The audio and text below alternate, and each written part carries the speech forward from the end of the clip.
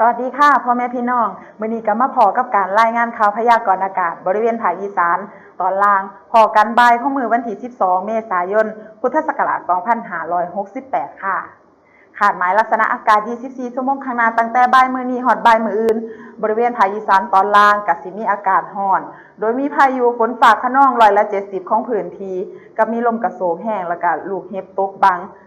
หม่องเนาะค่ะโดยมีฝนตกหนักบางพื้นที่เนาะค่ะส่วนมากก็สิอยู่แถวจังหวัดมุกดาหารร้อยเอ็ดยโสธรอำนาจเจริญนครราชสีมาบุรีรัมย์สุรินทร์ศรีสะเกษแล้วก็อุบลราชธานีค่ะลมเป็นลมตะวันตกเฉียงใต้ความเร็ว10 ถึง 20 กิโลเมตรต่อชั่วโมงค่ะคาดว่าอุณหภูมิสูงสุดบ่ายมื้อนี้ก็สิอยู่ที่ประมาณ35 ถึง 38 องศาเซลเซียสค่ะอุณหภูมิต่ำสุดเช้ามื้ออื่นก็คาดว่าสิอยู่ที่ประมาณ24 ถึง 26 องศาเซลเซียสค่ะคาดหมายลักษณะอากาศ7มื้อข้างหน้าค่ะช่วงแรกค่ะช่วงมื้อวันที่12 ถึง 13 เมษายนบริเวณภาคอีสานตอนล่างก็สิมีพายุฝนฟ้าคะนอง40 ถึง 60ของพื้นที่ค่ะมีลมกระโชกแห้งแล้วก็ลูกเห็บตกแล้วก็ฝนตกหนักบางหม่องเนาะค่ะลมเป็นลมตะวันออกความเร็ว15 ถึง 30 กิโลเมตรต่อชั่วโมงค่ะ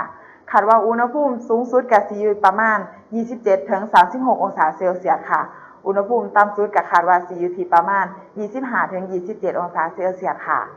ส่วนที่2ค่ะช่วงมื้อวันที่14 ถึง 18 เมษายนบริเวณภาคอีสานตอนล่างก็สิมีอากาศร้อนโดยทั่วไปเนาะค่ะแล้วก็มีโอกาสเกิดฝนฟ้าคะนอง10 ถึง 30ของพื้นที่ค่ะลมเป็นลมตะวันออกเฉียงใต้ความเร็ว10 ถึง 20 กิโลเมตรต่อชั่วโมงค่ะคาดว่าอุณหภูมิสูงสุดในช่วงมื้อนั้นก็สิอยู่ที่ประมาณ30 ถึง 36 องศาเซลเซียสเนาะค่ะส่วนอุณหภูมิต่ำสุดก็คาดว่าสิอยู่ที่ประมาณ20 ถึง 25 องศาเซลเซียสค่ะค่ะสำหรับมื้อนี้ก็ขอจบการรายงานไว้เพียงเท่านี้เนาะค่ะพอกันใหม่มื้อหน้าสวัสดีค่ะ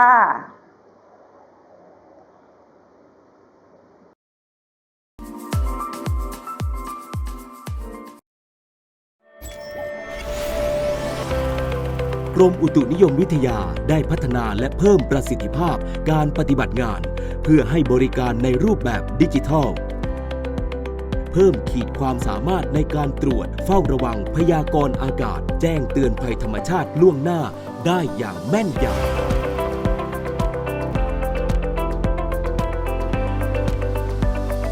อุตุนิยมวิทยายุคใหม่แจ้งข่าวฉับไวใส่ใจปวงชน